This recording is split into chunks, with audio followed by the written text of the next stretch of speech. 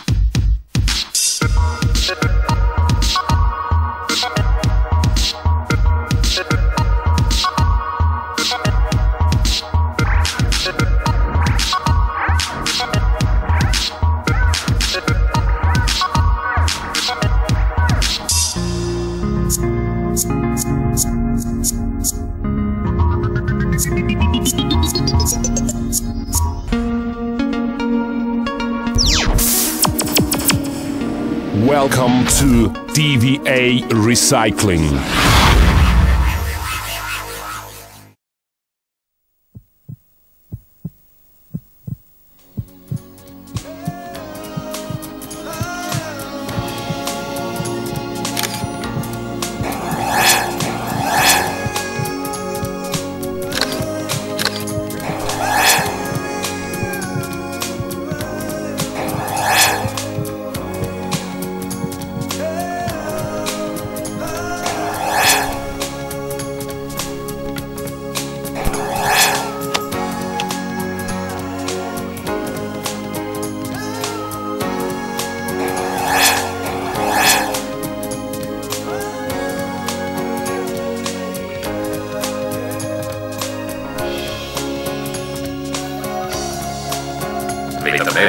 slogan.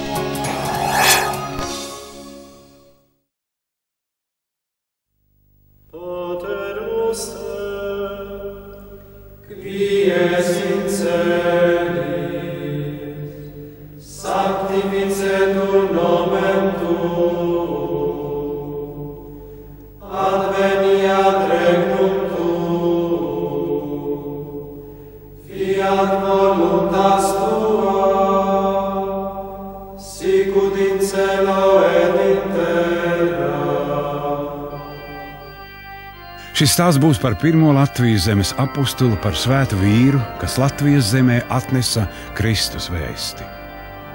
Zēgebergas klosterī bija kāds cienījamas dzīves un godājamas sirmuma vīrs, svētā Augustīna ordeņa priesteris. Viņš tikai Kristus dēļ, vienīgi lai sludinātu, ieradās Līvzemē kopā ar tirgotājiem, jo vācu tirgotāji, ko ar līviem saistīja draudzības saites, mēdza bieži, braukdam kuģos pa Daugavas upi apmeklēt Līvzemi. 1935. gadā Jelgavā pār bruģakmeņiem jau staigāja 34 000 iedzīvotāju. Bija sabūvētas vairāk nekā 4000 ēkas. Bet tad nāca pats ļaunākais. 1940. gada jūnijā pilsētā ienāca padomju karaspēks, 1941. gada 29. jūnijā mūs okupēja vācieši, bet 1944. gada jūlijā skaisto baroka, klasicisma un renesanses laikmeta šedevru pilsētu, visas tās arhitektoniskās kultūras un nacionālās vērtības vistiešākā veidā sabombardēja un nodedzināja. Gruvešos tika pārvērsti 93% no pilsētas. Nav otras tādas Latvijas pilsētas, kas būtu tik ļoti cietusi abos pasaules karos, zaudējot lielāko daļu savu kultūrvēsturisko pieminekļu. Rajons, kurš šobrīd tiek saukts par vecpilsētu, ir tikai pavisam neliela pilsētas nomales daļa, kas brīnumainā kārtā saglabājusies.